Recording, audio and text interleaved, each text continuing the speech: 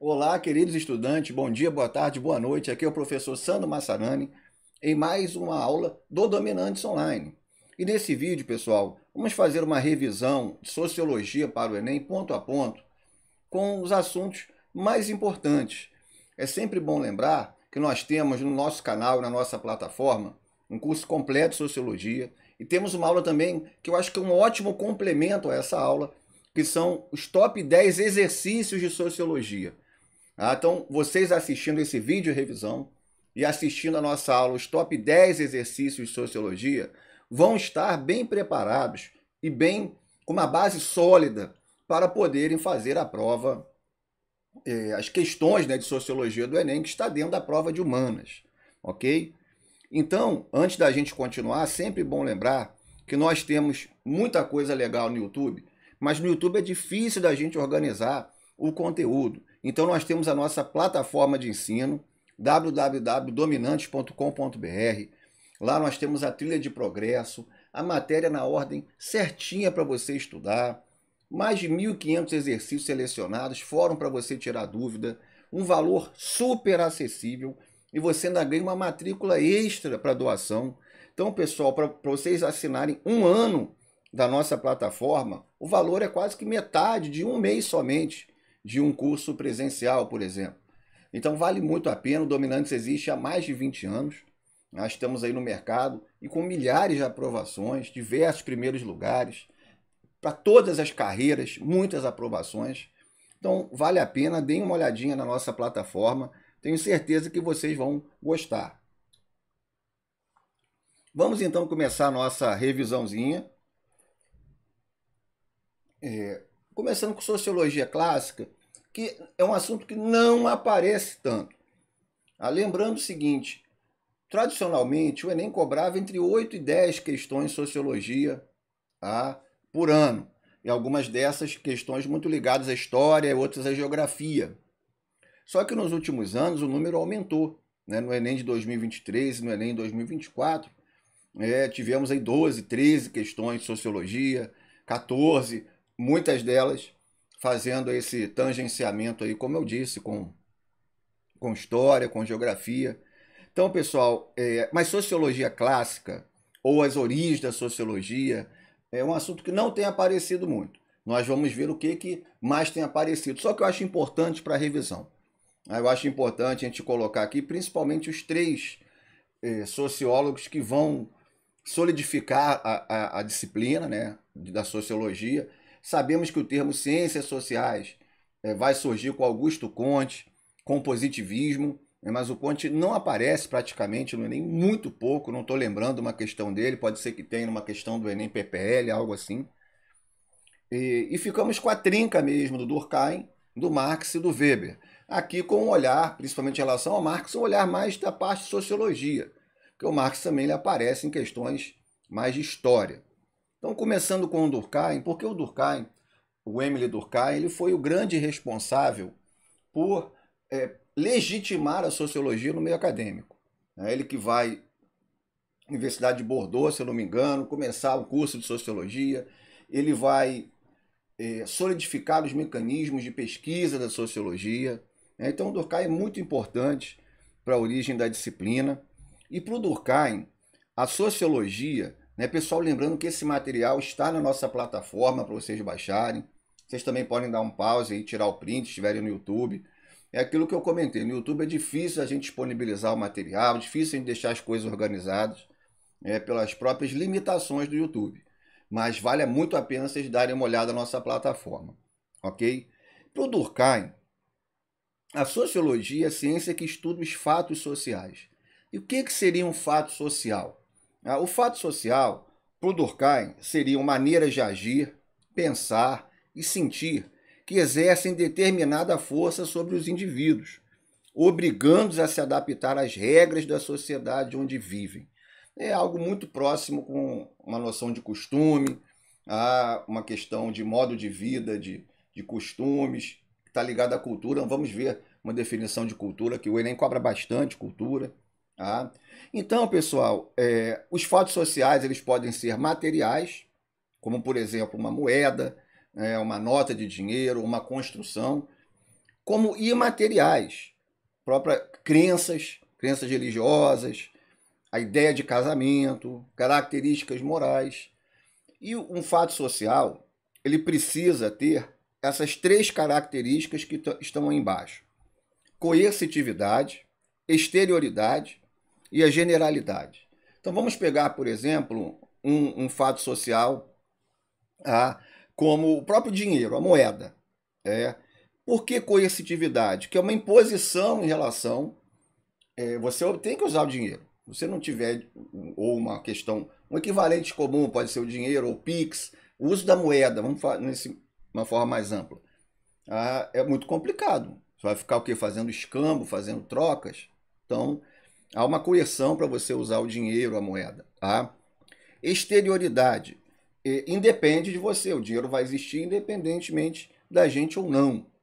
Ele existe independentemente da gente ou não. Então, é algo exterior a nós. E generalidade, ele é coletivo. A moeda, a questão é ampla. Faz parte da sociedade. Então, esse é um fato social. Mesma coisa a questão, muitas vezes, de casamentos. Existe uma coerção social, a ideia de que é necessário se casar, ou é algo que se espera. É exterior a nós e é uma generalidade da sociedade. Então, o Durkheim, ele vai buscar legitimar a sociologia a partir dessa definição. Uma ciência que estuda os fatos sociais. Importante, Caio, uma ótima questão do Enem mais antiga. O Durkheim, ele vai criticar de uma forma muito injusta a filosofia. Vai dizer que a filosofia ela é superficial, ela não aprofunda diversos temas, é muito subjetiva, relativa. Então ele critica a filosofia para poder puxar, né, a sardinha, como a gente diz, para o lado da sociologia. E ele quer aproximar a sociologia das ciências naturais, né, da ideia de que os mecanismos de observação, experimentação, que são aplicados nas ciências naturais, podem ser aplicados na sociologia, nas ciências sociais. O Comte ia a esse encontro também. Para o Comte seria possível alcançarmos uma verdade, explicando, seria possível explicarmos a sociedade de forma exata, assim como muitos dos aspectos das ciências naturais. Então isso já caiu no Enem, ok? O Durkheim está muito preocupado com a ideia de coesão social. Então, em relação ao Durkheim, a questão que eu lembro foi essa das origens da sociologia, ele criticando a filosofia e aproximando a sociologia das ciências naturais. O Durkheim está muito preocupado em como a sociedade se mantém coesa. Essa ideia da coesão social, que mantém uma sociedade unida e estável. Ele vai utilizar o conceito de consciência coletiva. Isso não apareceu no Enem, pessoal, não lembro. É o conjunto de todas as crenças e sentimentos comum à média dos membros de uma sociedade. O Durkheim tem uma perspectiva funcionalista, também isso não costuma aparecer, já tem algo até um pouco mais sofisticado, que a sociedade é uma espécie de organismo, onde cada parte trabalha para manter a sociedade estável, com boas condições, e cada parte seria uma estrutura social. Então, essa ideia do Durkheim, essa perspectiva funcionalista da sociologia, ok? E o Durkheim vai dizer o seguinte, que existem alguns momentos onde a sociedade entra em estado de anomia, que é um estado de crise social, quando temos intensas mudanças, como, por exemplo, a chegada da modernidade, que a modernidade vai trazer uma mudança brutal em todos os aspectos da sociedade, aspectos religiosos, aspectos de pensamento, aspectos políticos. Então esse conceito de anomia, onde é provocado um vazio no cotidiano, né? uma busca por identidade, uma perda e ao mesmo tempo uma busca por identidade social. Então o Durkheim está muito preocupado com essa questão da coesão social e problemas que possam derivar de crises que causariam esse estado de anomia, ok? Acho que uma obra emblemática do Durkheim é O Suicídio, onde ele vai mostrar que o suicídio não é somente uma escolha individual, tem tudo a ver com questões culturais, questões sociológicas, inclusive vai comparar suicídios entre católicos, protestantes, enfim.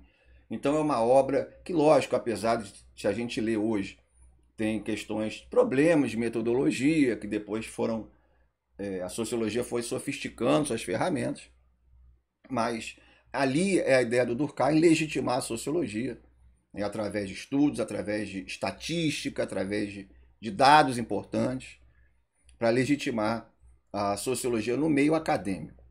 Então, pessoal, fiquem atentos, mas não tem aparecido o Durkheim na prova, pouquíssima coisa. Apareceu, como eu disse, a questão de ele buscar aí métodos de ciências naturais. O Marx, apesar de ser filósofo muito comentado, também não é presença obrigatória no Enem, não. Mas ele cai mais que o Durkheim. Ele aparece mais que o Durkheim. E geralmente as questões do Marx, elas estão voltadas ao que nós vamos ver aqui, que é a ideia do materialismo histórico. Muitas vezes cai a questão do Marx criticando o capitalismo também, junto com Engels, a exploração do trabalhador.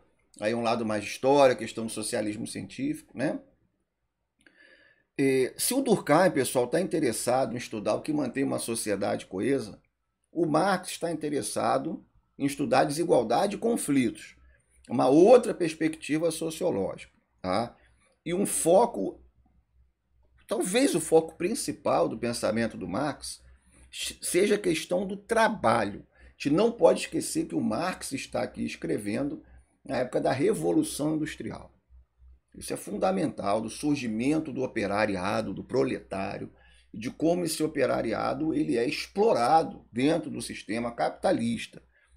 Então, é importante que muitas vezes o Marx é polêmico, tem gente que concorda e até, vamos dizer assim, idolatra o Marx, tem gente que critica sem nunca ter lido, tem gente que idolatra sem nunca ter lido. Mas o Marx tem questões muito importantes relacionadas à economia, relacionadas à questão de como a sociedade capitalista no século XIX estava estruturada, muitas coisas permanecem, outras não, tá? Então, para o Marx, as formas de produção e o trabalho é que determinam as características de cada sociedade. Como são essas relações de trabalho, as relações de produção, quem tem os meios de produção, quem não tem, quem só tem a força de trabalho para vender. Então, essa é uma ideia central do materialismo histórico. Como cada sociedade organiza suas questões do trabalho. Tá? E para o Marx, a história ela é feita de luta de classes. Ou seja, uma classe disputando com a outra a primazia, o poder. E o que está sendo colocado em jogo ali também é essa questão do trabalho. E a questão do trabalho ela é intimamente ligada à economia, que para o Marx é a base da sociedade, a chamada infraestrutura. São as forças produtivas e relações de produção. O que é produzido, como é produzido, quem é o dono daquilo que é produzido, quem somente vende sua força de trabalho. E a economia ela vai influenciar e determinar a camada da superestrutura, que seria cultura, religião, política, questões de governo. Tá? Então, isso é muito importante, está dentro do conceito também de materialismo histórico, são as forças materiais de produção que estão ligadas à parte da economia. Tá? Então, a economia é a base, é a infraestrutura, que determina a superestrutura. Então, reparem que isso não tem nada a ver em si com questões falando de socialismo, comunismo, isso é teoria da história do Marx. E a partir de uma perspectiva de conflito, que ele vai desenvolver qual seria a sociedade ideal, que para ele é a sociedade comunista, com ausência de Estado, ausência de classes sociais, onde ele até teoriza muito pouco. O Marx, a obra do Marx é muito mais voltada para esse estudo do capitalismo e das relações de produção, do que teorizando o socialismo científico ou uma sociedade comunista. Isso é importante, tá? Então, pessoal, foquem nessa questão do trabalho, o trabalho como fundamental nas relações de produção, a ideia da mais-valia, que é o lucro que o empresário ou o burguês vai ter, tá? Porque ele é o dono dos meios de produção, o dono da fábrica. E a gente não pode perder de perspectiva que o Marx está escrevendo no século XIX, na Revolução Industrial. Ok? Então, professor, vai cair em todo o Enem, vai cair sempre? Não. Mas é importante, cai mais que o Durkheim.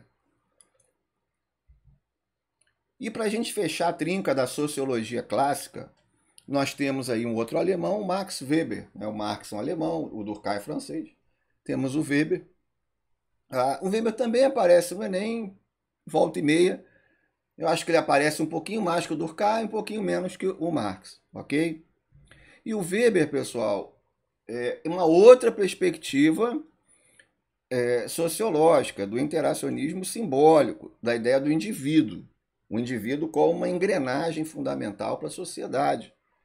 Então, o Durkheim está muito preocupado com a coesão social, é uma perspectiva funcionalista do todo. O Marx está preocupado com a questão da desigualdade dos conflitos, com foco nas questões envolvendo trabalho e forças de produção, relações de produção. E o Weber está interessado na questão do indivíduo. O Weber, além da questão do indivíduo, também do mundo moderno, das mudanças que o mundo moderno, a modernidade, está trazendo. Não só com a Revolução Industrial, mas com mudanças também, outras mudanças que envolvem a modernidade, como o enfraquecimento de valores tradicionais. O Weber ele vai falar muito sobre isso, como valores tradicionais da Idade Média vão sendo suplantados por novos valores da modernidade, ligados aí ao avanço do capitalismo, avanço da Revolução Industrial, uma sociedade ficando cada vez mais complexa, baseada na impessoalidade, na burocracia, isso é importante. Tá? Para o Weber, nós somos submetidos a uma burocracia avassaladora, nós somos somente um número de identidade, número de CPF. Eu acredito que essa parte do Weber é muito forte, né? Ela se sustenta muito bem até hoje. Vivemos numa jaula de ferro, estamos presos em uma jaula de ferro, como o Weber vai dizer, e o que já apareceu no Enem, a ideia de desencantamento do mundo. Ou seja, a ideia de que a modernidade é capaz de explicar qualquer coisa, e os valores tradicionais, valores místicos ou mágicos, né, e também tradicionais, antigos, vão sendo suplantados. Traz um vazio também, reparem, né? Essa ideia do vazio da modernidade, o Nietzsche vai explorar muito isso, a filosofia. Esse vazio vai ser preenchido com uma burocracia estatal muito forte e com a ideia de desencantamento do mundo, né? Onde nós somos controlados no nosso dia a dia pelo Estado, por empresas e pela eficiência burocrática. Uma obra muito famosa do Weber também é a Ética Protestante, onde ele vai... muitas coisas ainda se sustentam importantes, outras já são passíveis de críticas, mas nessa obra o Weber vai mostrar como a religião protestante contribuiu para o avanço do capitalismo. Ela vai fazer lá toda uma ponte histórica, com destaque para o calvinismo, por exemplo. Então ele vai fazer essa relação entre capitalismo e reforma protestante. Isso está tudo dentro do contexto aí do avanço da sociedade capitalista, moderna, burocrática e das mudanças que isso vai trazer. Ok? Também não cai muito na prova. Pode aparecer, pessoal, pode aparecer Durkheim, pode aparecer diversos assuntos que não vamos nem tratar hoje na revisão. Mas a ideia, como eu falei, vocês assistirem essa revisão, irem lá para a aula das 10 questões mais importantes, top 10 que eu escolhi, e fazerem as provas anteriores. No nosso canal, nossa plataforma, temos aí provas anteriores, exercícios anteriores, e aí você vai estar muito bem preparado para a prova de sociologia. Já obrigatório sabermos alguns pontos da cultura. A cultura é um dos principais objetos de estudo da sociologia. Temos aí o conceito de cultura. Pessoal, existem dezenas de conceitos de cultura. Tá? Aqui eu coloquei uma definição boa para a gente, para a prova do Enem.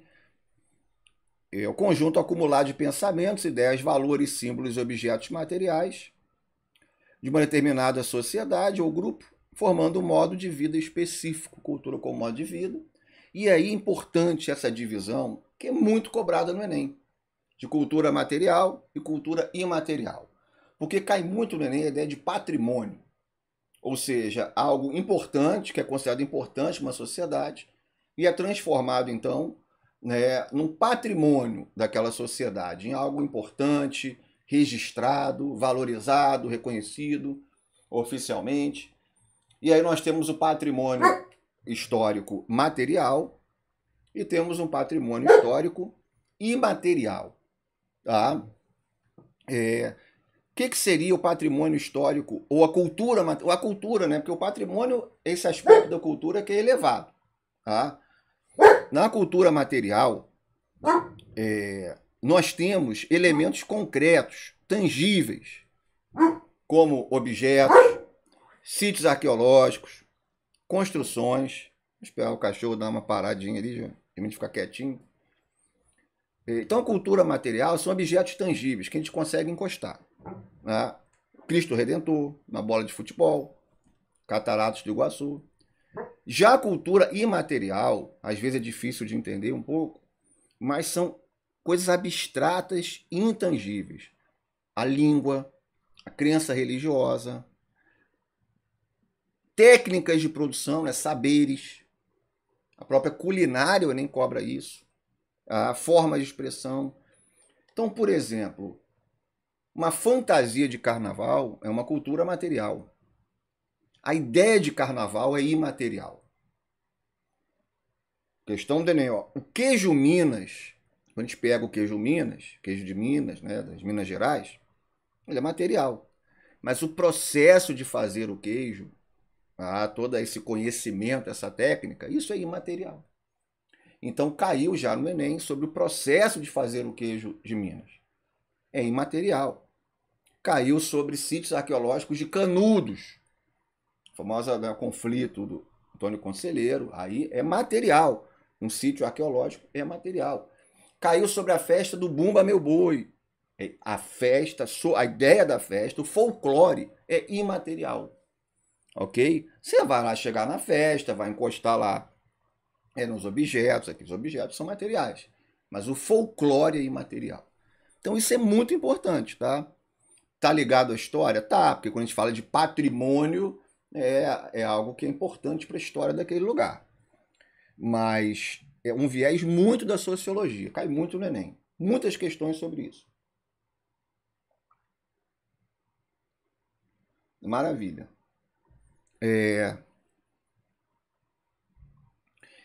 Outro assunto obrigatório. Isso aí cai quase prova sim, prova não, quase todas as provas. Que é a noção de etnocentrismo. Também, lógico, tangencia com história, muito ligado à sociologia. Então, alguns conceitos importantes aqui, para vocês entenderem. Primeiro, a questão, estamos falando de cultura, tá? Muitas vezes a gente fala, geralmente quando os europeus chegaram para conquistar a América, que houve uma aculturação dos povos indígenas, dos povos nativos. Esse termo, aculturação, definição mais direta, seriam povos sem cultura, ou que não teriam cultura. Isso não existe. A cultura de um povo ela não é apagada dessa forma, ou o povo fica sem cultura. Na verdade, acho que um termo melhor do que a aculturação é a assimilação forçada. A partir de um contato cultural, um grupo consegue impor. Então, tanto essas palavras, aculturação, e nesse caso a assimilação, a partir de algo violento, são conotações muito negativas, ok? Então o povo, sim, às vezes ele é obrigado a se converter a determinada religião, E aí temos o sincretismo, a mistura, que geralmente ocorre. Os costumes daquele povo tornam-se proibidos. Então o povo não simplesmente fica sem cultura, mas há uma modificação, uma imposição forçada.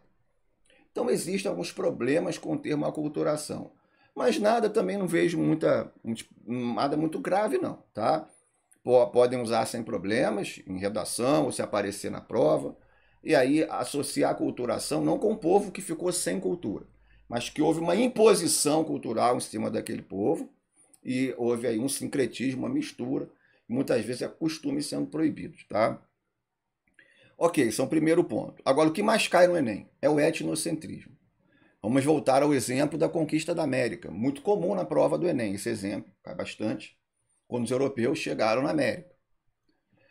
Os europeus vão olhar para os nativos e vão chamar os nativos de selvagens e vão criticar os costumes dos nativos. A questão da roupa, a questão do tipo de guerra, alguns momentos da antropofagia, tá? O europeu, inclusive até para elogiar os nativos, o europeu vai usar os valores dele, do europeu. Então, o que é o etnocentrismo? É quando a visão de mundo de um indivíduo ou grupo é analisado onde a visão de mundo de um indivíduo, ou do que é considerado correto em determinado grupo, é analisado pelos olhos do seu próprio grupo. Ou seja, o europeu ao analisar o nativo, ele está utilizando os valores do europeu, não procurando entender o nativo. Então é quando o indivíduo ou grupo vai analisar outra sociedade, só que vai olhar para si mesmo, utilizar os seus valores como referência. Aí comete um etnocentrismo, ou seja, a sua etnia que seria o centro das atenções. No caso do europeu, isso é um eurocentrismo. O que é o eurocentrismo? Quando tudo é determinado a partir dos valores dos europeus. Qual é a melhor música, qual é a melhor roupa, qual é a melhor comida, quais são os melhores costumes. E o europeu vai fazer a conquista da América e vai impor os seus valores como os melhores. E os valores das sociedades nativas não, como inferiores. Então, pessoal, o que tem acontecido nas últimas décadas?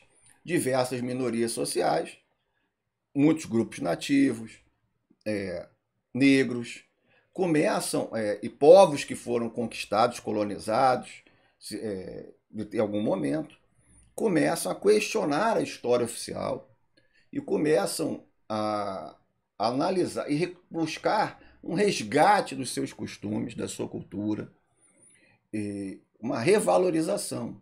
Não agora sobre o jogo ou a ótica do europeu, mas sim sobre a sua própria ótica. Tá buscando se afastar do etnocentrismo. E um conceito que vai contra o etnocentrismo chama-se relativismo cultural. É de que as práticas e valores culturais de uma sociedade ou povo devem ser analisados e entendidos dentro do contexto daquele próprio povo. Não é o europeu analisar o valor do nativo com o olhar europeu. É procurar entender a sociedade nativa. É lógico que é impossível alguém de fora de uma sociedade agir como se fosse 100% daquela sociedade. Não tem como. Mas só o fato de já entender isso e procurar analisar, um antropólogo faz muito isso, e agora os sociólogos também, é muito importante. Então, quem vai bater de frente com a ideia de etnocentrismo é o relativismo cultural. Não existe cultura superior, cultura inferior, cada cultura tem suas especificidades e temos que analisar cada povo ou sociedade a partir das referências desse povo, não das nossas. Que aí seria um etnocentrismo, ok? Então isso é muito importante. Procurem as questões sobre esse assunto, nessa aula aí das top 10 questões de sociologia. Tenho certeza que vocês vão gostar. Dando continuidade no assunto de cultura, um outro assunto muito importante também, cai bastante no Enem, tem muito a ver com a mídia também, com tecnologia,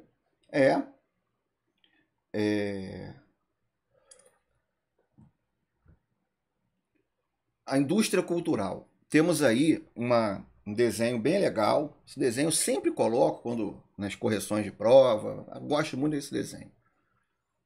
São mulheres aí numa fábrica, tá? De tecelagem e produzindo tudo igual, cultura, massificada. É como se fosse uma linha de montagem do Fordismo, né? Cultura massificada. O que é o conceito de indústria cultural? Como isso cai no Enem? De onde surgiu? A base do conceito de indústria cultural veio na década de 1940 por dois sociólogos alemães da chamada Escola de Frankfurt, né, o Theodor Adorno e o Max Horkheimer, que eles estão criticando brutalmente o sistema capitalista. Eles vão pegar algumas ideias do Marx e vão focar na questão da cultura, vão mudar o foco. A gente viu que o Marx foca na questão do trabalho, e aqui a galera da Escola de Frankfurt vai focar na questão cultural. E eles vão dizer o seguinte: até partindo dessa ideia da modernidade, do enfraquecimento de valores tradicionais, inclusive valores religiosos. Então, mesmo, pessoal, que a gente ainda tenha muita religiosidade presente, muitas sociedades sejam amplamente religiosas ou grupos, não é a mesma coisa que na Idade Média, por exemplo. Hoje a religião ela convive com o pensamento científico, ela convive com outras formas de pensamento. Não há nem como a gente comparar o poder do Papa hoje com o poder do Papa na Idade Média. Enfim, então é diferente, mesmo ainda a religião sendo um componente fundamental até de coesão social, como o próprio Durkheim nos mostra. Tá? Então, dentro dessa ideia do enfraquecimento de valores tradicionais e desse vazio que a modernidade vai trazer, a indústria cultural ela é uma das responsáveis por alienar a população. Alienação é um conceito muito negativo que o Marx vai usar na alienação do trabalho. O que é a alienação do trabalho? Você produz algo que não é seu. Você está produzindo uma cadeira para o dono da fábrica. Você vai produzir dezenas de cadeiras no mês, mas você vai ganhar o seu salário fixo, né? E as cadeiras não são suas. Então o que você produz não é seu. Na Idade Média era, né? Você era um mestre, um aprendiz numa guilda lá e tal. E, geralmente você produzia, você vendia. Não é assim no sistema capitalista. Tá? Se é melhor ou se é pior, cabe cada um estudar e fazer suas análises. Mas o fato é que nós produzimos algo que não nos pertence. Isso é alienação. E para o Marx é muito negativo. Né? E para os marxistas, aí no caso da Escola de Frankfurt, que estão olhando para a cultura, eles vão dizer o seguinte: o que vai acontecer? Essa cultura massificada vai fazer, né, com que a sociedade, as pessoas, o consumo, seja algo primordial para a vida daquela pessoa, e ela vai acabar reproduzindo o sistema capitalista de opressão ao consumir uma cultura massificada.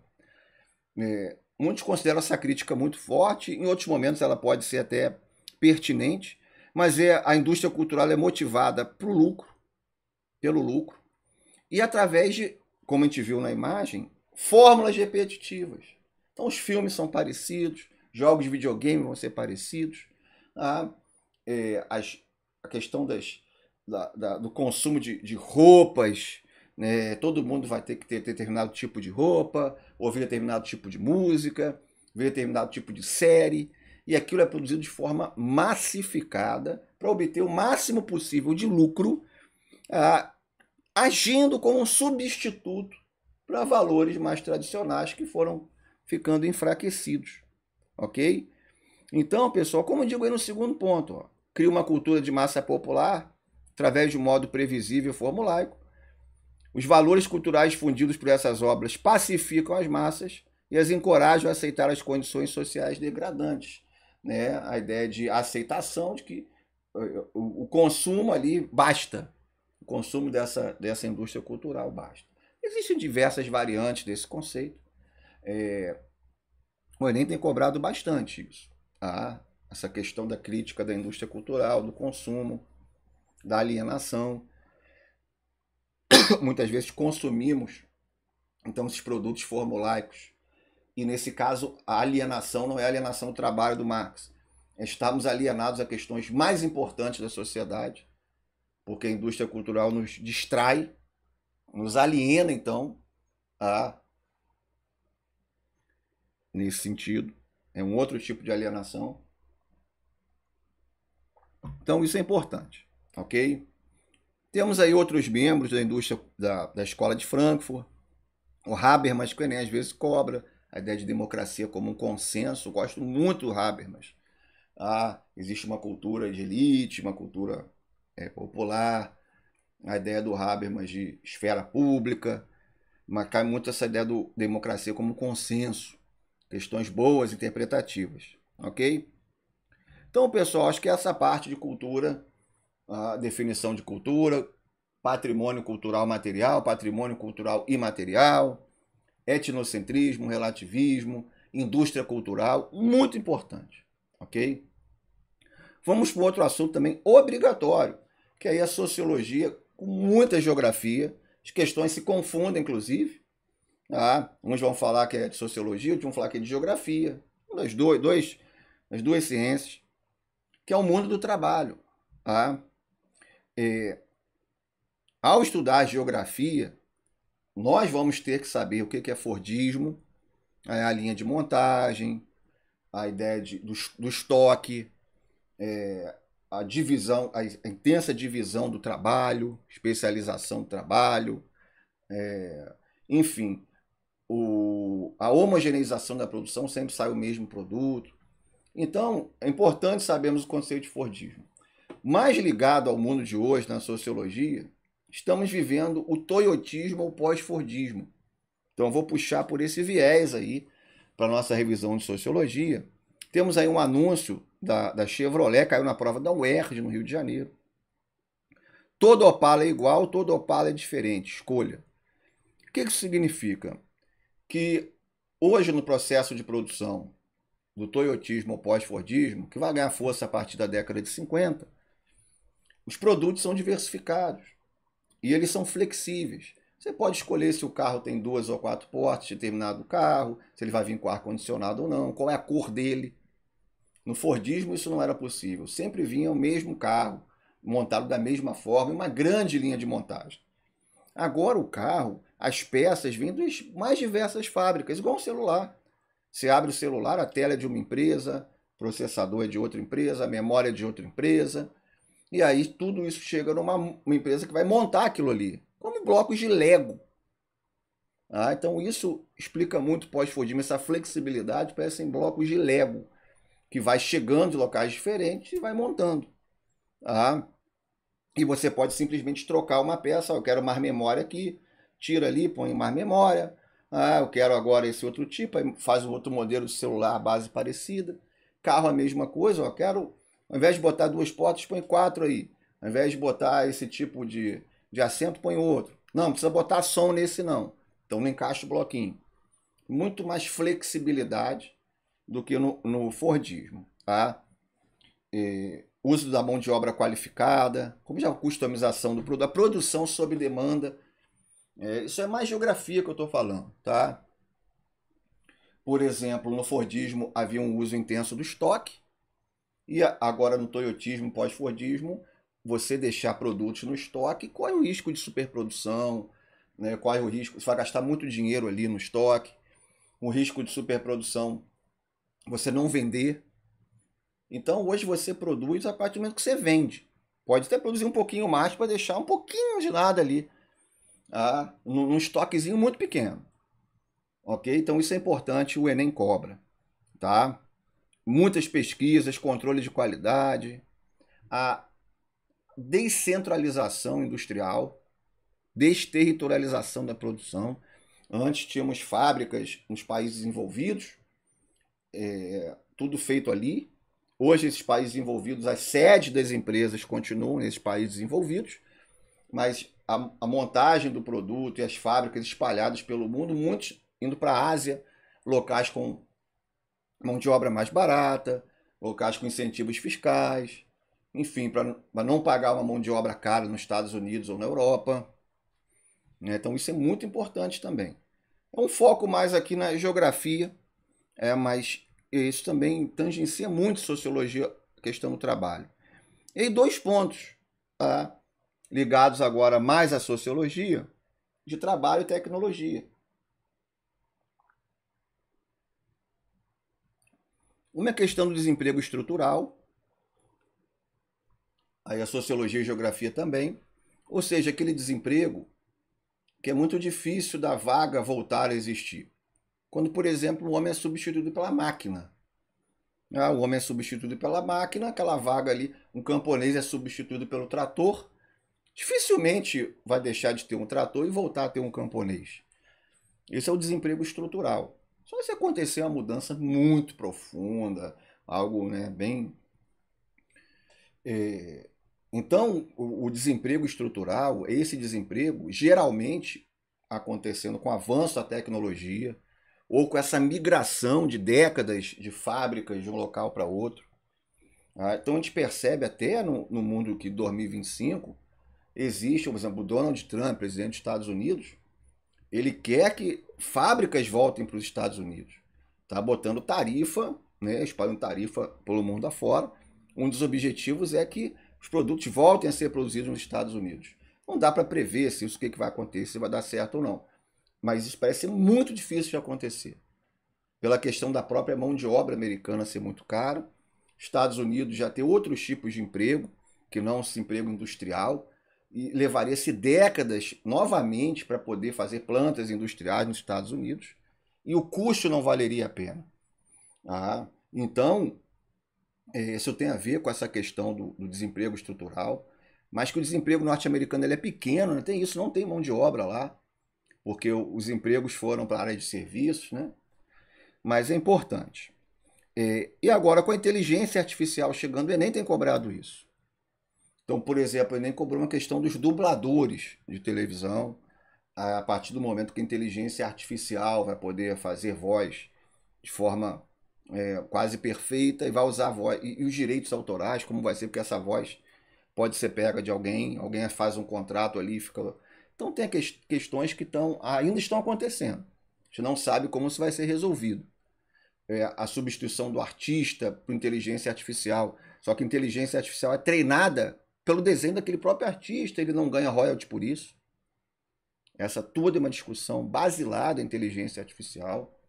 Pessoas perdendo o emprego para a inteligência artificial. Ainda temos dados incipientes sobre isso, mas muita gente pode ser substituída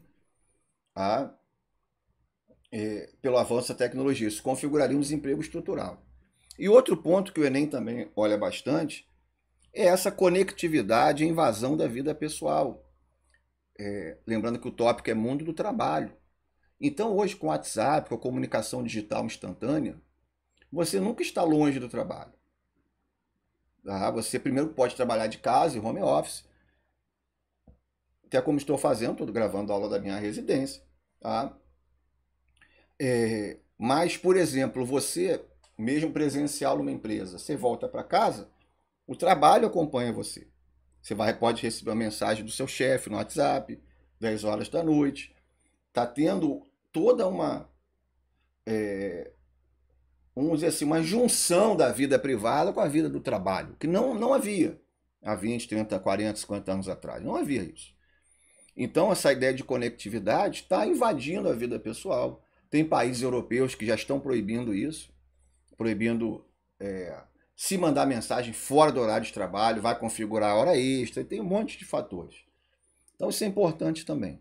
Então, vivemos hoje no mundo do trabalho, do toyotismo, do pós-fordismo, flexível, com fábricas espalhadas pelo mundo buscando melhores condições e menores custos.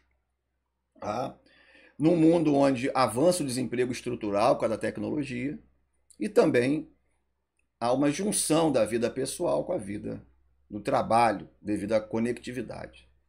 Isso é importante, ok, pessoal?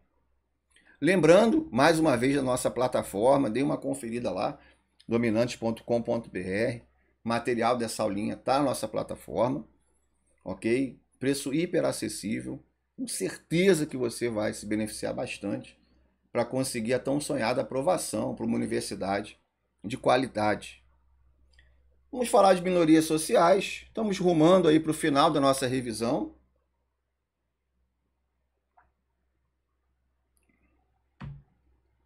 Minorias sociais, pessoal, temos na verdade, 3 focos. Povos nativos, a questão dos negros, que são o que mais cai de minoria social na prova.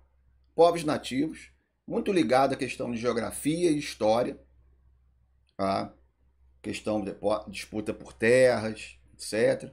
Temos a questão do racismo e temos a questão da igualdade de gênero.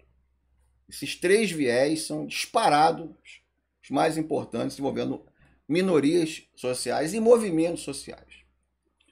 Então temos a ideia do racismo no Brasil. Um dos assuntos que mais caem na prova, nas questões de história, é a escravidão. Temos uma aula só com exercício de escravidão, procurem aí na plataforma, né? Isso é importantíssimo também.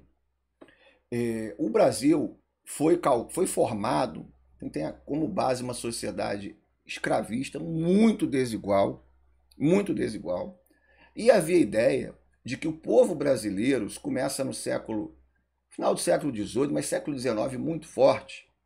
O francês, o Conde Gobineau, né, é um grande expoente disso, onde o povo miscigenado seria um povo inferior. E o Brasil seria o pior exemplo. O Brasil é de locais, se não o local mais miscigenado do mundo.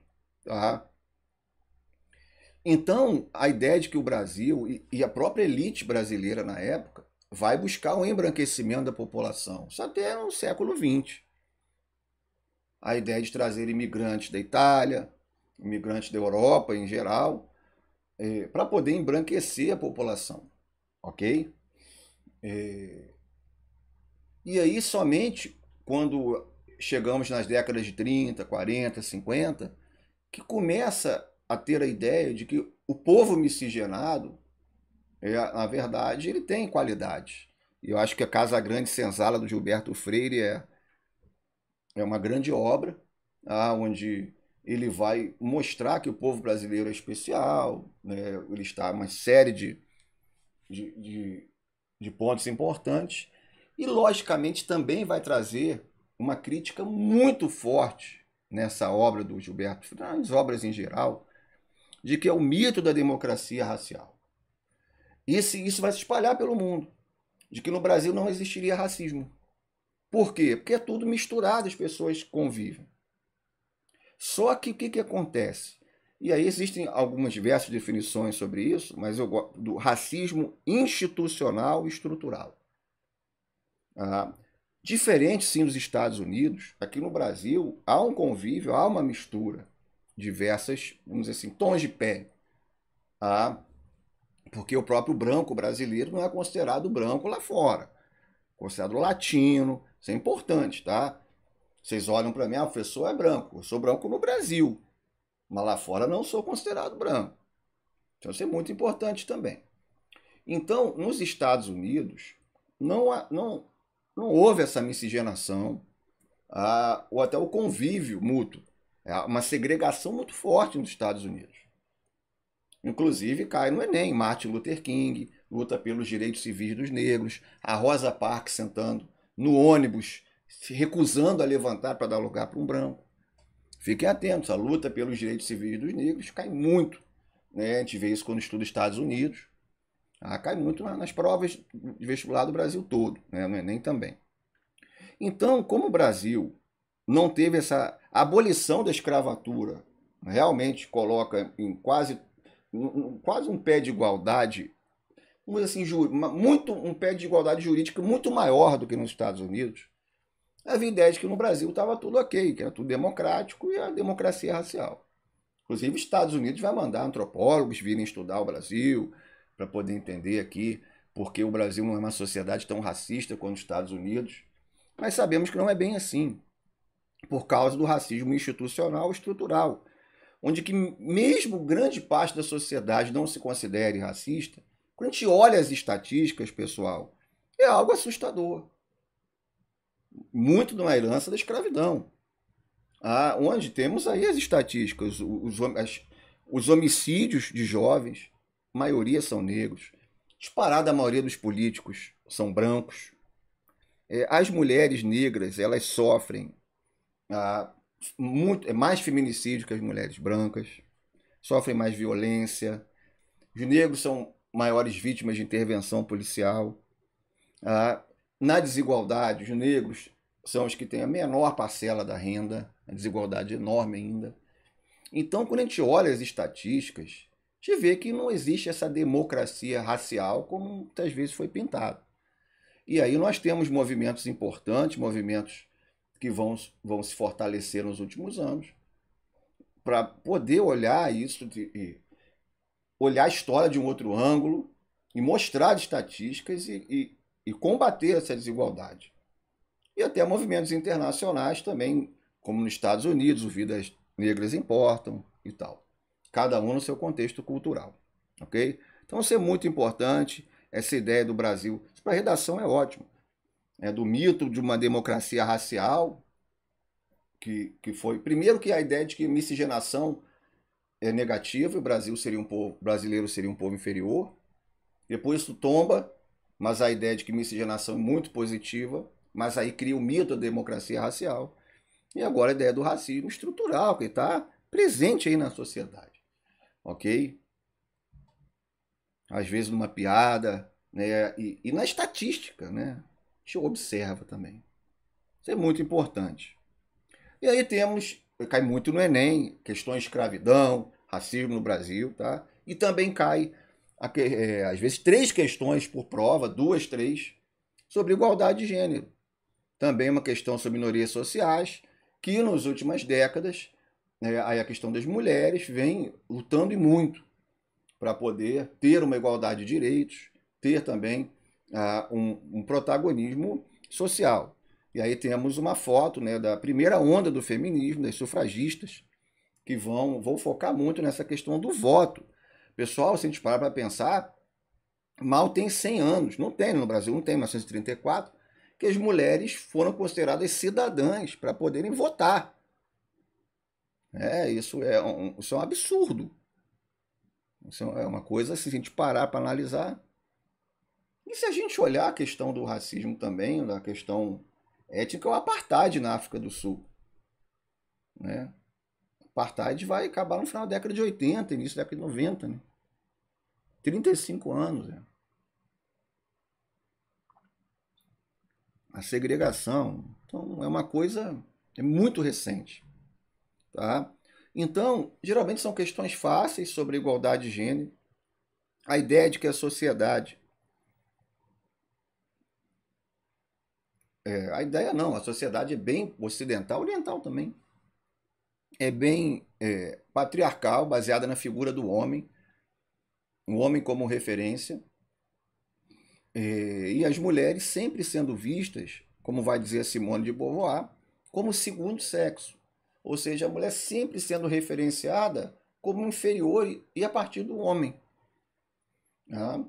E muito importante, que a Simone de Beauvoir vai dizer, é que isso não é biológico, isso é cultural. Aí está um pouco ligado do existencialismo, na filosofia, o Sartre, o companheiro dela. A existência precede a essência. Ou seja, nós nascemos e depois recebemos os valores culturais. Ou seja, está na nossa cultura de que a mulher é para ser calma, a mulher é para ser pacífica, aceitar tudo, ser a cuidadora. Não estou dizendo que não possa ser isso. Dizendo que há uma imposição social em relação a isso. Lembre lá dos fatos sociais do Durkheim. De que o homem ele pode ser sim agressivo, imponente, ele que tem a voz de comando. Então, muitas pessoas vão aceitando isso por questões culturais. A primeira onda do feminismo, como eu falei, direito ao voto, os sufragistas. Aí a segunda onda, onde temos o destaque para Simone de Beauvoir, igualdade salarial, combate à violência sexual, direitos reprodutivos, tem a questão do aborto, tem a inserção da mulher no mercado de trabalho é fundamental, nas universidades. Vamos ter toda uma mudança na composição da sociedade com isso, os casamentos vão demorar mais para acontecer. O próprio aumento do custo de vida com a urbanização contribui para isso também, ok? E na terceira onda do feminismo, que já vem de 20 anos para cá, 30, acrescenta desigualdade étnica aí no contexto do gênero. Como eu falei, mulheres negras, o feminicídio é maior nas mulheres negras, por exemplo, do que nas brancas. A questão da renda mãe solteira passar por mais privações, tá? Entra também questões de direitos sexuais aí, a sexualidade entrando, tá? Nessa discussão também. Sempre temas que suscitam, né, muitas, às vezes, conflitos. É importantíssimo aqui nós não banalizarmos nenhum termo. Muitos termos, o feminismo, o marxismo, o próprio termo fascismo, está sendo banalizado. As pessoas chamam, eu não gosto de você, você é um fascista, não gosto de você, você é um comunista. Isso é uma tática antiga. Feminismo não quero nem ouvir, né? Falar do feminazi, né? Pessoal, aí banaliza uma discussão seríssima, banaliza termos importantes. Ou seja, temos que estar antenados, temos que ter o conhecimento e usarmos os termos, sim, de forma sólida, e, enfim, sempre criticar qualquer banalização do termo. E acredito que seja nosso último ponto na revisão, a cidadania, direitos e deveres. Tem muito a ver com a desigualdade histórica aí no Brasil. O conceito de cidadania, pessoal, é muito além do simples direito de votar. A gente vê muito governo brasileiro, você é um cidadão, você tem que votar. Não. Representa direitos e deveres de um indivíduo em uma sociedade. Só que a gente sabe que sociedades como o Brasil, nós temos muito mais deveres do que direitos. E existe uma desigualdade histórica, como comentamos anteriormente, sociedade calcada na escravidão, na desigualdade, na miséria. E aí temos a Constituição de 1988, uma Constituição feita para poder, vamos dizer assim, sepultar as ideias do regime militar. Só que a Constituição de 88, ela quer oferecer muita coisa na teoria, mas na prática não acaba acontecendo. Então existe na Constituição, por exemplo, o racismo como crime inafiançável, direito à demarcação de terras para os indígenas, direito à propriedade, à moradia, direito à moradia. A propriedade é uma coisa civil. Há direito à moradia, mas o Estado tem que garantir a moradia para você. Direito à saúde universal, de qualidade, educação. Só que não é isso que acontece. Então, a busca por uma cidadania é busca pelos nossos direitos, que estão garantidos na Constituição. E o Enem tem cobrado isso. Então, por exemplo, a função social da terra. Você não pode simplesmente ter uma terra e abandonar a terra ali. Porque tem pessoas que precisam daquela terra para sobreviver. Precisam ter a terra para poder cultivar. E aí, se você não preenche a função social daquela terra, aquela terra é improdutiva. Então, deveria ser feita uma reforma agrária naquela terra. Mas isso gera muitos conflitos, porque tem pessoas que têm muita terra, boa parte da terra improdutiva. Enquanto que existem milhares e milhões de brasileiros que não têm acesso à terra. Mesma coisa a moradia nas cidades. Quantos imóveis estão abandonados nas cidades? Milhares de imóveis abandonados. E aí, muitas vezes, pessoas querem ocupar aqueles imóveis. Isso gera muito atrito. Mas a função daquele imóvel existe uma função social na cidade ali. Esse imóvel, ele pode estar... Pessoas que não têm moradia e poderiam ter. E aí, muitas vezes, usam até a Constituição e conseguem, por usufruto determinada. Isso já caiu no Enem. Tá? Então, fiquem atentos à própria reforma agrária, a ocupação de habitações, a desigualdade histórica. Então, a cidadania é muito mais que o voto. E na Constituição de 88, que a gente fala bastante também na parte de história, né? Mas que não seja só uma Constituição no papel, uma cidadania só no papel. Seja na prática também, ok? Então, pessoal, vimos aí pontos que eu considero importantíssimos para o Enem, tá? Lógico, tem algumas questões que eu não comentei, que vão aparecer na prova. Podem aparecer também, tá? Muita questão falando de aparência, da imposição de determinados padrões de beleza, enfim. E aí isso entra em questão de cultura, de imposição cultural, que comentamos um pouco. Mas eu acredito que com essa aula aqui, e a aula dos top 10 exercícios de sociologia, e mais as últimas resoluções de prova, vocês vão conseguir até gabaritar as questões de sociologia. Sociologia no Enem não é algo muito conteudista, de ficar cobrando nome ou decoreba. Pode cair uma outra questão mais complicada, mas não é esse tipo, filosofia mais. Tá? Então, eu acho que vocês vão ter as ferramentas com essa aula, a aula do top 10 exercícios e provas anteriores, ok? Não esqueçam de dar uma olhada na nossa plataforma, dominante.com.br, inscreverem-se no nosso canal do YouTube, tá? E nos seguirem lá no Instagram.